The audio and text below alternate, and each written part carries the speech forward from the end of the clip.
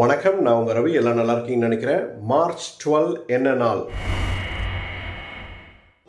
தண்டி March, அதாவது உப்பு சத்தியாகிரகம் அப்படின்னு சொல்லுவாங்க.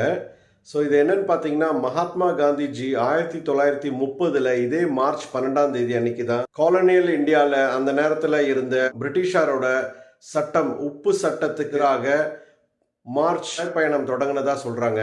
ஸோ இது என்னன்னு பார்த்தீங்கன்னா, உப்பு சத்தியாகிரக போராட்டம் அவருடைய ஆசிரமத்திலேருந்து, அகமதாபாத் ஆசிரமத்திலேருந்து தண்டி வரைக்கும் அவர் நடைப்பயணம் இணைச்சிருக்காரு.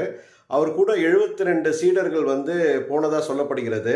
ஸோ 24 நாட்கள் நடந்திருக்காரு. தினமும் 10 மைல் அப்படின்ற கணக்கில் 24 நாட்கள் நடந்ததாக சொல்லப்படுகிறது. அதுக்கப்புறமா அவரை கைதும் பண்ணியிருக்காங்க. ஸோ இது என்னன்னு பார்த்தீங்கன்னா, அந்த நேரத்தில் பிரிட்டிஷார் நாங்களே தயாரிப்போம், ஸ்டேட்டே தயாரிக்கும் அப்படின்னு சொல்லிட்டு மற்றவங்களாம் விற்கக்கூடாது, வாங்கக்கூடாதுன்னு சொன்ன மாதிரியும் சொல்லப்படுகிறது. அதே மாதிரி பார்த்தீங்கன்னா, சால்ட்டுக்கு டேக்ஸ் போட்டிருக்காங்க. ஸோ இதை எதிர்த்து காந்திஜி சால்ட்டுன்றது உப்பு எல்லாருக்கும் உணவுக்கு தேவையானது, டேக்ஸ் போடாதீங்க அப்படின்னு சொல்லிட்டு அதை எதிர்த்து போராடினதா சொல்லப்படுகிறது. காந்திஜி சுதந்திரத்துக்காக நிறைய போராடி இருக்காரு. ஸோ அதில் இது ஒரு மூமெண்ட் அப்படின்னு சொல்லலாம். இது சிவில் டிஸ்ஒபீடியன்ஸ் மூமெண்ட்னு சொல்லுவாங்க. சால்ட் சத்தியாகிரக இல்லைன்னா தண்டி சத்தியாகிரக அப்படின்ற பேர்லையும் சொல்லப்படுகிறது. ஸோ இதுக்கப்புறமா பார்த்தீங்கன்னா, அவரை பிரிட்டிஷில் இருந்த அந்த நேரத்தில் இருந்த லார்ட் வைசரி இர்வின் பேசிட்டு சமாதானம் படுத்திட்டு காந்தி இர்வின் பேக்ட், அதாவது 1931 மார்ச் 5 காந்தி இர்வின் பேக்ட், அதாவது ஒப்பந்தம் கையெழுத்திடப்பட்டதாக சொல்லப்படுகிறது. ஸோ அது பேசி சமாதானம் படுத்தி அதை முடிச்சு வச்சதாக சொல்லப்படுகிறது. அதனால தான் பார்த்தீங்கன்னா, காந்தி இர்வின் அப்படின்ற ஒரு நேமில் கூட சென்னை எக்மோர் ரயில்வே ஸ்டேஷனில் வெளியில் இருக்க ரோடோட பேர் இன்றைக்கும் பார்த்தீங்கன்னா, நீங்கள் காந்தி இர்வின் ரோடுன்னு இருக்கும். அந்த சைட் போனீங்கன்னா அதை நோட்டீஸ் பண்ணுங்கள். இது தண்டி மார்ச் நடைப்பயணம் அப்படின்ற ஒரு பேர்லேயே சொல்லப்படுகிறது. இந்தியா ஃபுல்லாக அந்த நேரத்தில் சத்தியாகிரகம் எல்லாம் பண்ணியிருக்காங்க. எல்லாரும் அகிம்சையில் போராடி இருக்காங்க.